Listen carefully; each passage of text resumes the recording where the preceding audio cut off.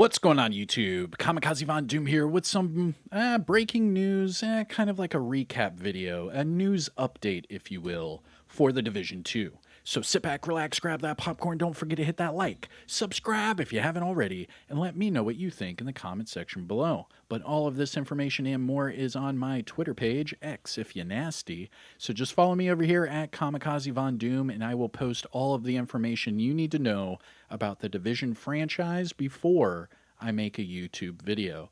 So if you want the news before the video, come over here, but if not, just wait for the video and you're good to go. But anyways, today we had our special report, right? We had Project Resolve, where we talked about, or we were told about future plans, new roadmaps, a whole buttload of changes, and more. And not only that, but we were told that the PTS will start this Friday for Title Update 20 or Project Resolve. So, right after the special report, the developers said that they would be posting patch notes in an article. And, well, here it is, Ubisoft.com. Project Resolve. And this is going to be a 10-minute read, just so you know. But here we go, Project Resolve. And 10 minutes isn't bad when we just had like a 2-hour long live stream. But nevertheless, here we go. Introducing Project Resolve, a comprehensive update for the Division 2 aimed at improving player experience and laying the groundwork for future content. With your feedback in mind, our focus is on enhancing the game's health and stability.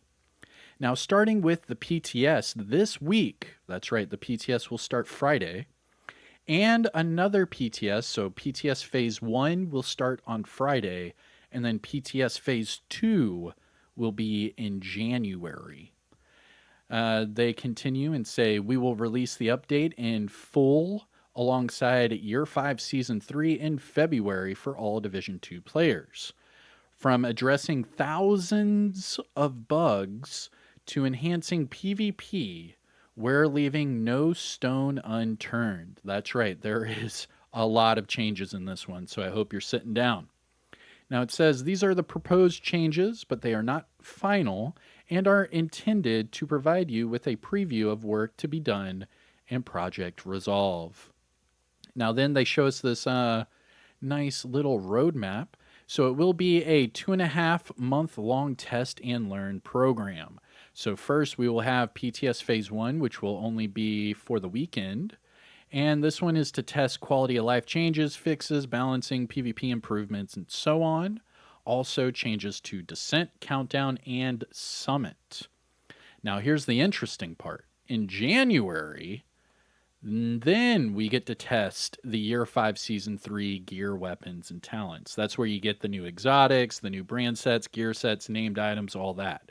So this weekend's PTS is not going to have anything new. It is just going to have all of the changes. So that is it.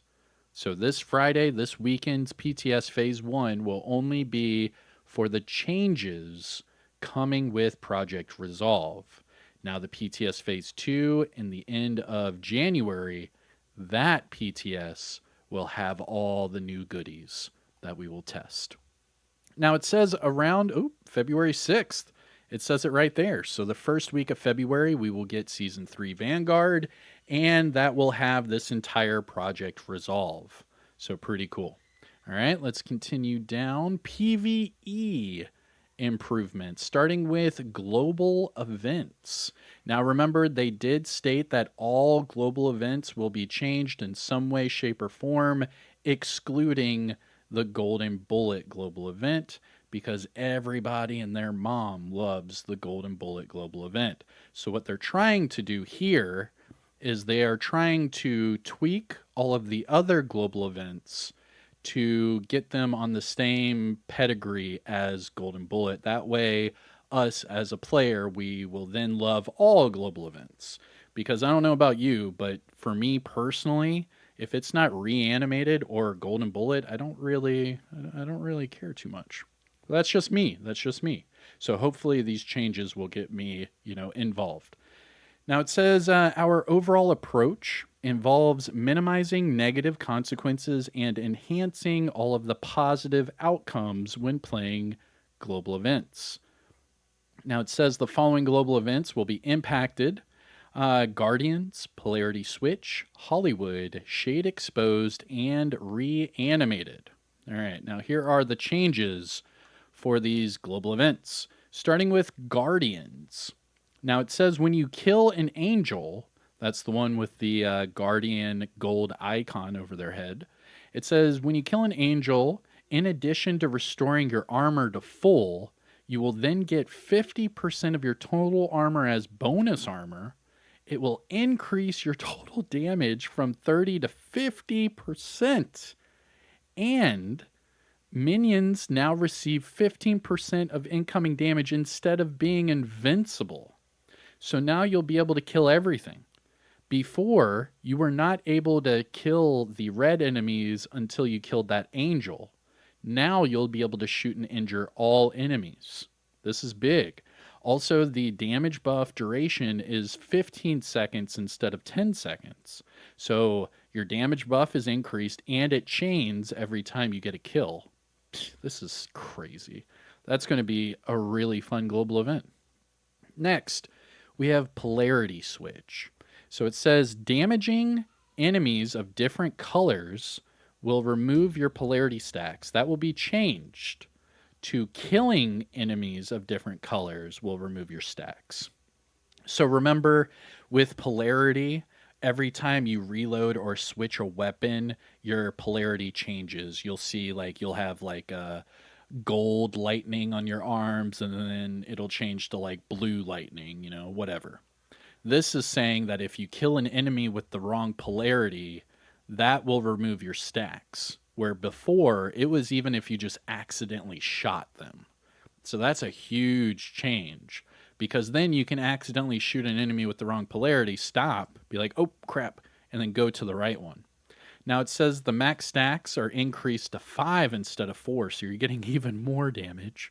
And they increase the damage per stack. Holy crap. So instead of getting 80% total, now we're getting 125% total damage. That is a huge increase. And it says killing an enemy with the right polarity will reload your weapon. Dude, that's 2 global events that are going to be stacked. All right, Hollywood. It says they are tripling the explosion range, tripling the explosion damage. Holy crap.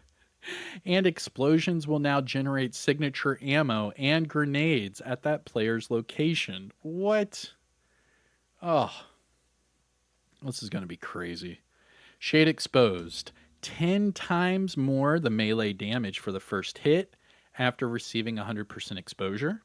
The stacks are now acquired after 50% faster. That's huge. They doubled the pulse radius. And now players take 65% damage instead of 115% damage. That's huge. That's 50% less. Wow, dude. Wow. All right, whatever. And Reanimated. Tripling the explosion range. Yo. Okay, the explosion damage is now increased by 50%, and the enemy headshot weakness is increased by 50%. Dude, headshots all day. That just made Reanimated just as fun as Golden Bullet. Wow, these are great changes to those Golden Bullet or global events. All right, it says changing projects. We have made few changes and additions to completion conditions and rewards to make projects more interesting and worthwhile. The changes will affect the following projects. So they're changing daily, weekly, season pass, PvP. They're changing all the projects. So all of the projects are going to have more rewards and they're going to be a little bit different. Okay, very cool. Game modes. All right, changes to game modes. We are planning to introduce a talent rotation feature in Descent. So this means instead of having, 30 different talents on rotation when you complete every section of Descent, it will only give you, 6 different talents or whatever. It's not going to be the full set of talents. So this way, it makes it to where you can use specific builds for each phase of these talent rotations. Not too bad. Summit fans can anticipate the resolution of the level 100 XP issue. So there has been some XP farming issues with, level 100, level 10, and they are going to fix the XP issue with the summit for level 100. Remember that they nerfed that sucker into the ground whenever they first nerfed summit floor 100. I mean, they did that a couple years ago, so I don't fully remember the whole nerf, but I remember that we used to do that XP farm and then they killed that. So then everyone went down to floor 10 and then they killed that one as well. But it looks like they are fixing the level 100 XP issue. So hopefully that encourages people to actually go up the summit again. And then it says here, optimizations have been implemented in all 3 modes, Countdown, Descent, and Summit, leading to enhanced stability and performance overall. So Countdown, I know there's a lot of people on PlayStation and PC who have been saying Countdown is like unplayable, so hopefully that helps. A lot of people have complained about getting delted in Descent and then having to start all over, so hopefully that helps as well. And then Summit performance issues. I don't really remember hearing anything about the Summit lately, but if you have been having problems in the Summit, let me know in the chat. Let me know in the comments. All right, next we have expertise changes. Expertise. So it says during Project Resolve, they are making expertise upgrades more easy to obtain to ensure the cost of upgrading are in proportion to the benefits. So they are, in a sense, lowering all of the requirements. So it's going to make it easier to expertise, and it is going to make it easier to optimize your items now. All right, so here are the new things here. So it's showing from level 1 to 5, that's all it's going to cost. From levels 1 to 10, this is what it's going to cost. 1 to 10 for protective fabric, receiver components. I mean, this really isn't that bad. These numbers are very low compared to what they used to be. Look at this. Look at this. 42 exotics to go from level 11 to 24. What? It cost me 40 to go 2 levels before this. And now it's going to cost 42 to go the full. What? What the hell, dude? You made the community grind so hard for these exotics. Oh, that's going to piss off the veteran players, because how many people... Didn't I just hear about some guy bragging that he made all of his gear level 24 and it was such a grind? Didn't I just hear that? Well, now it doesn't matter. Now everyone's going to... Oh my god, dude. GG's. Moving on. Weapon balancing. The general buff balance aims to enhance the appeal of less popular weapons and make them more engaging for all agents. Now, just so you know, these weapon balancing, and they'll show it in like the patch notes. I'll make a patch notes video.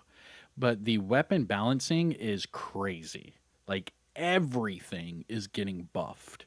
F2000s, CTARs, P416s, M4s, the whole 9. Like, everything that you would think is going to get some sort of tweak pretty much is. Now, it also says with weapon balancing, the changes made to standard weapons may have impacted named and exotic weapons that are derived from them. However, to avoid unintentional overbuffing, certain buffs may only carry over. So saying, now it says, while most weapons are expected to inherit the base weapon buffs, Some may remain unchanged to maintain that balance. Additionally, all exotic weapons, their third attribute will be reconfigurable. Now, the way that they're wording this is very short and confusing. So let me try to help you here. So what they're saying is they understand that, like, say buffing the P416 would also buff the Eagle Bearer, or buffing the F2000 would also buff the Shield Splinterer, or buffing the TKB would also buff the Kingbreaker, things like that. So what they're doing is some of the named and exotics are not going to be changed in that regard. So what they're going to do for the named and exotic weapons is it's going to be on a case-by-case basis. And to try to help that with the exotics, what they did is they made it to where that third attribute is now reconfigurable for all of your exotics. So you can change your Eagle Bearer's bottom attribute. You can change your Chameleon's bottom attribute. You can change your whatever it is, your Nemesis, whatever exotic, Chatterbox, Pestilence, Bullet King, Scorpio. You'll be able to change the bottom attribute. That is huge. So a lot of the base weapons are going to get buffed. A lot of the exotics are going to get buffed because of this reconfigurable attribute. And some of the named weapons are actually not going to be changed. So it's kind of interesting to see what this is going to look like in the PTS. Next, gear balancing. So this is going to be another big one that we have to test in the PTS because they are changing so many brand sets. Now it says our objective is to enhance the strength of the 2 and 3 piece brand set bonuses in order to reward players for committing to a specific brand set. We want to make the 3-piece bonus more enticing while also making less utilized mechanics more relevant. So for example, instead of health being 10%, health is now going to be 20%. Instead of 1% armor regen, we are getting 3% armor regen. There's a lot of changes, and as soon as the patch notes come out, I'll make another video. Trust me. So Friday for the PTS, we're testing the weapons, we're testing the gear, we are testing the game mode. We get to see the project changes. And we get to do PvP changes. All right, let's go back down. Not too shabby. New features. We have made several improvements to the inventory system. And now we have added a new menu called Tinkering. This combines the features of optimization and recalibration into one location. This is the new feature they said you could do anywhere in the game. This menu, alongside with expertise and the talent library, now has a separate tab in your inventory and can be accessed anywhere, reducing the need to go back to the base of ops.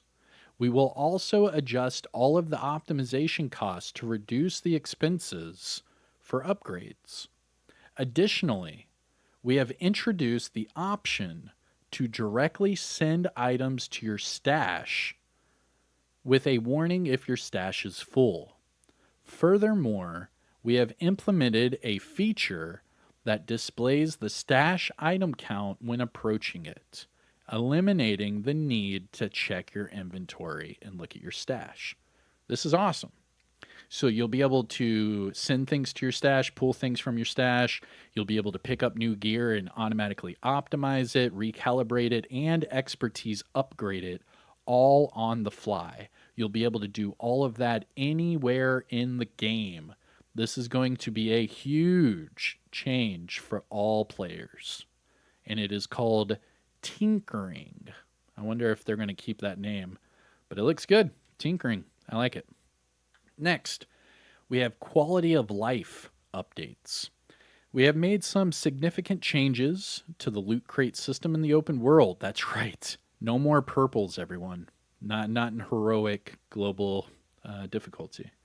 Loot crates will now scale with your world difficulty, resulting in higher quality gear and improved stats across the board. So we're getting better gear for having our higher global difficulty, particularly for challenging and heroic difficulties. Let's go.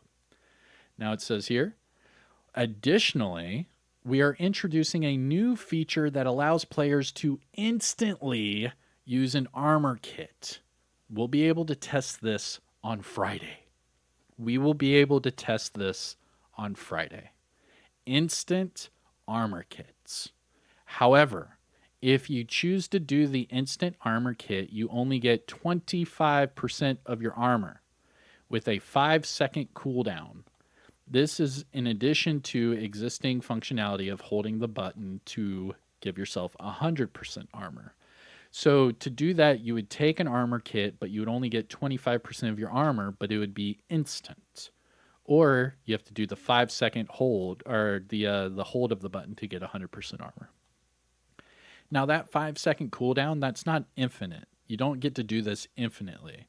So if you have 4 med kits or 4 armor kits, you can only do this instant use 4 times, and then it's done forever. So just remember that.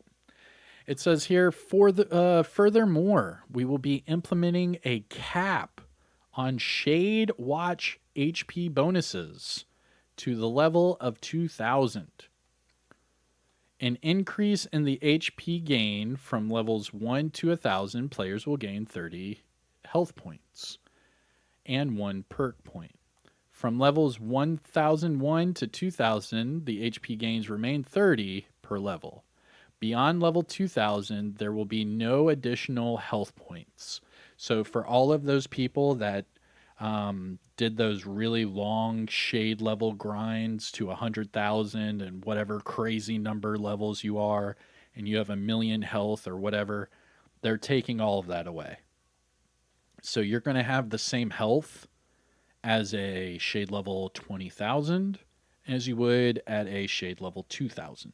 So that's going to be the new balancing system for shade levels.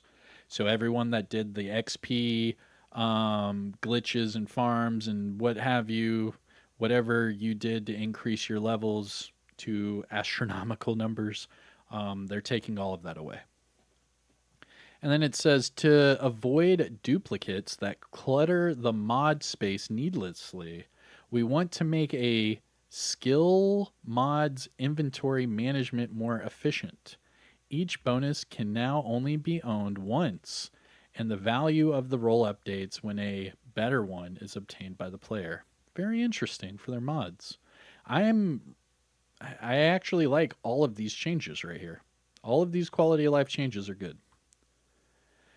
Moving on, PvP improvements. Conflict.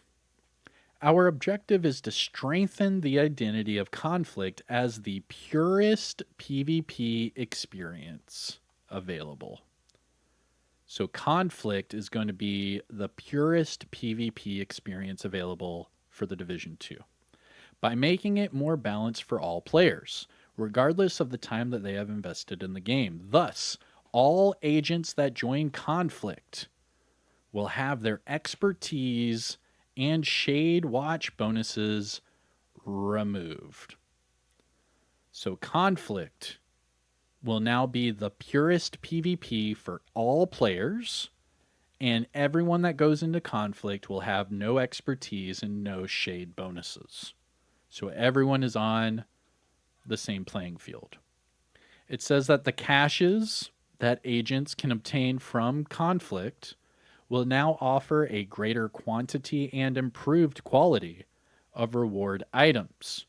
Additionally, changes affecting the spawn area include the plan to add turrets to all spawn points to prevent camping in Conflict.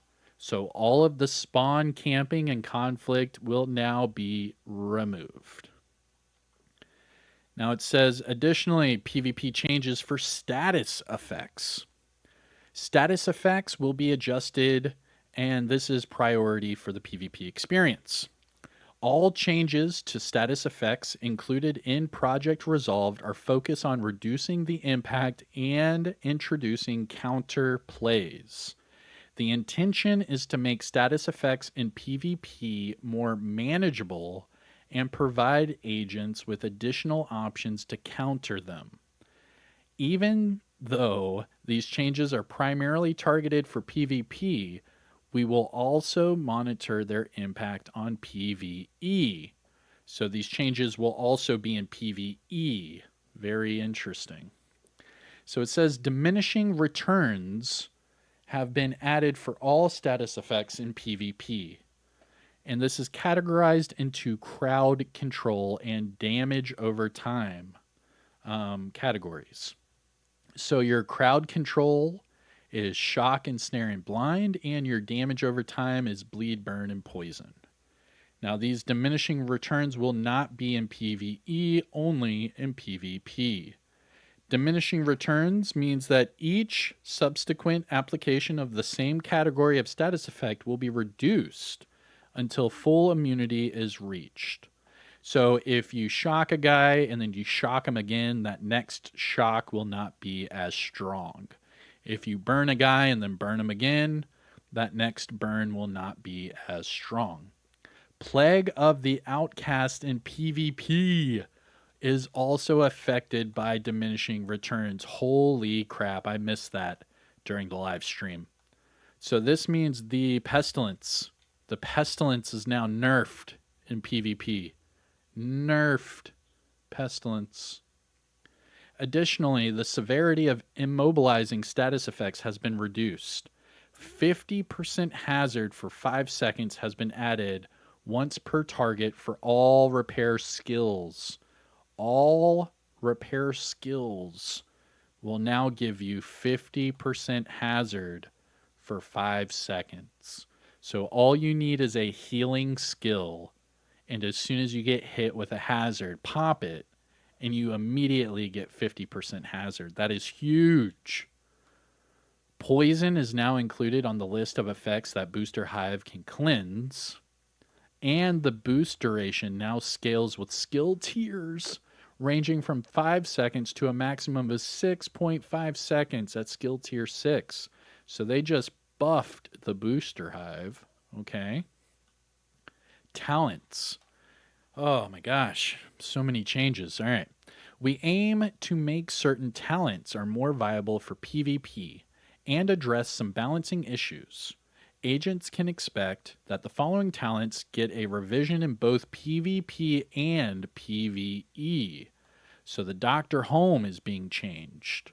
The Actum Est is being changed for PvP only. That's the St. Elmo's engine. So St. Elmo's engine's being changed in PvP. Future Perfection is being changed. Swift, Thunderstrike, and Perfect Thunderstrike. I bet they're adding a shock value there. Big Game Hunter, that's the Bighorn, so the Bighorn's getting changed. Breathe Free, that is the Lady Death, that's being changed. Perfect Preservation is being changed. And Flatline and Perfect Flatline are being changed. Holy crap. Oh my gosh. So the Lady Death, Kingbreaker, Bighorn, St. Elmo's Engine, Dr. Home, all of those are being changed. Gear talents that are being changed. Glass Cannon and Perfect Glass Cannon. Intimidate and Perfect Intimidate. Makeshift Repairs, that's a Foundry Bulwark. Process Refinery, that's I don't remember which one that is. Improved Materials, Obliterate is getting changed. And Unbreakable, Perfect Unbreakable is being changed in PvP. Oh, man. Oh, man, I can't wait to get my hands on the patch notes to see what's changing with those talents. Now for the Dark Zone. Actually, let's go back here. Let me know what you think is going to be changed on these, because these are the only ones being changed, okay? So Dr. Home, the St. Elmo's Engine, Future Perfection, Swift, Thunderstrike, Perfect Thunderstrike, Big Game Hunter, which is the Bighorn, Breathe Free, which is Lady Death, Perfect Preservation, and then Flatline, Perfect Flatline. Those are all the weapons and weapon talents being changed. Let me know what you're interested in seeing, how it's being changed, and why.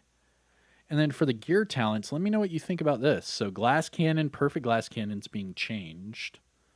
Intimidate, Perfect Intimidate's being changed. Makeshift Repairs, Process Refinery. Improved Materials, Obliterate. And then Unbreakable, Perfect, Unbreakable. These are a lot of big changes with some big names. So I'm wondering what the numbers on those changes are actually going to be. Okay. So Dark Zone changes. Dark Zone changes.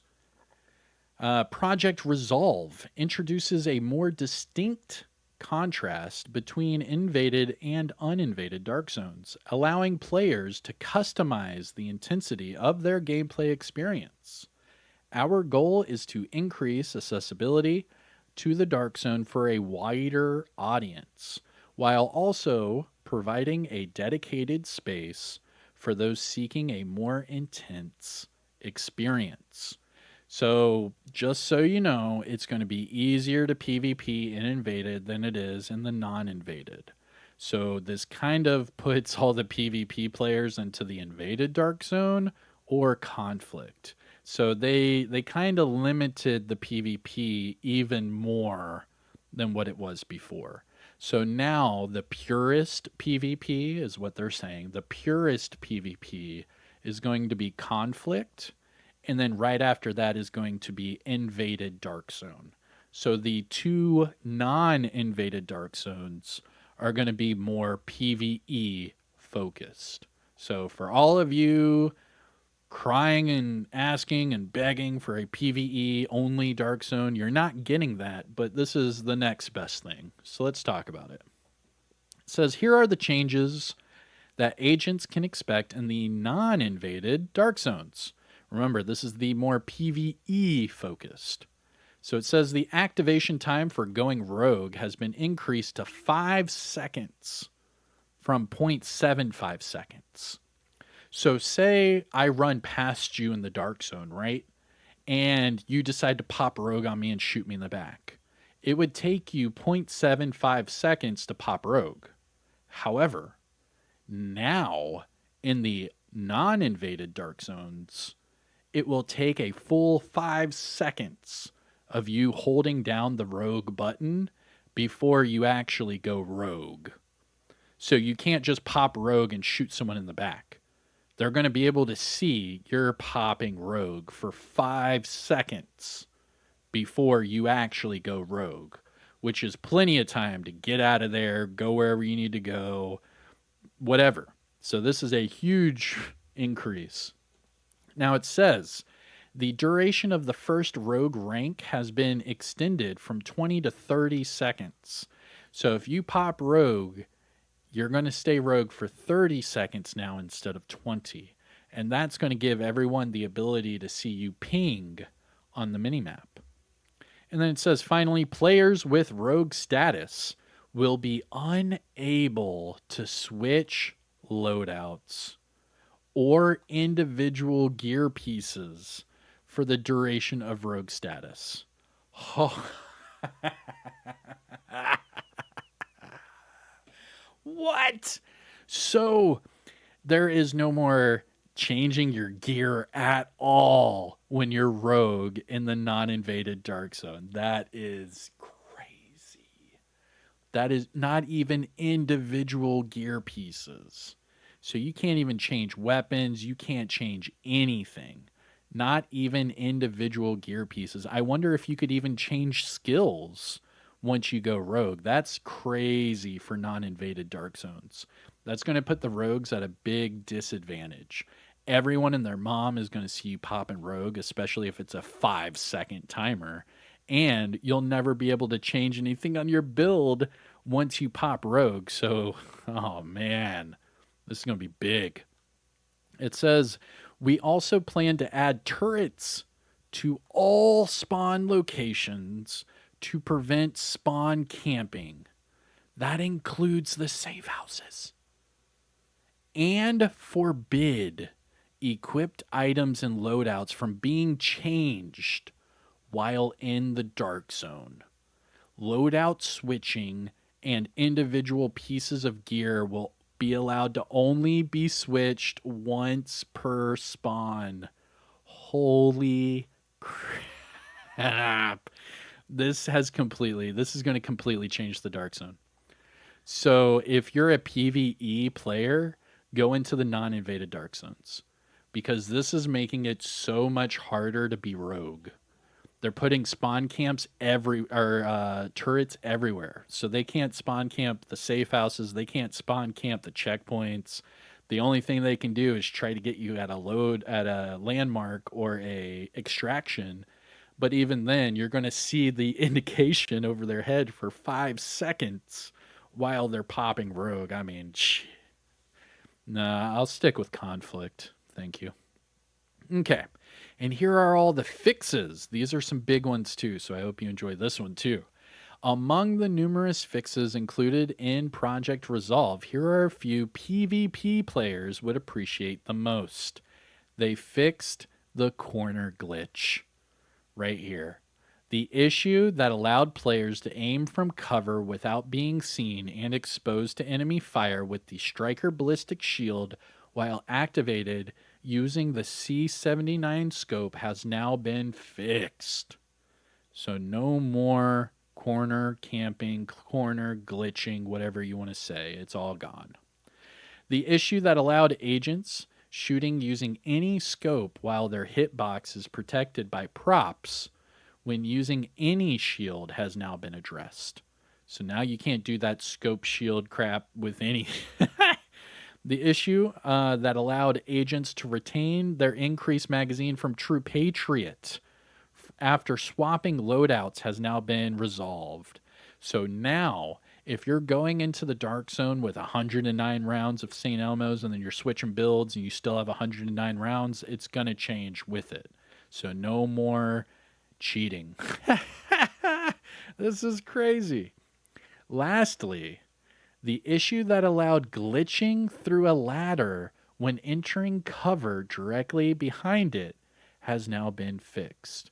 So in this, they're saying that they have fixed the shield glitch, they have fixed the corner camping glitch, they have fixed the True Patriot magazine size glitch, and they have fixed the ladder glitch.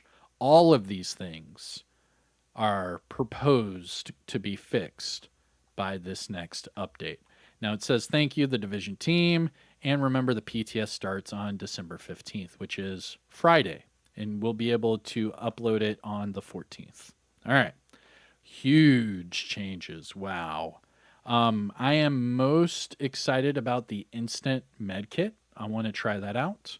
I am very excited to see the changes to these rewards. I want to see the changes to conflict, and I want to see the changes to the Dark Zone. This is going to be a good one, everyone. So remember, the PTS starts on Friday for Project Resolve, and this is their next big update, Year 5 Season 3. And this is scheduled to go live in February. However, we have PTS Phase 1 that starts Friday, and then PTS Phase 2 starts in January. All right.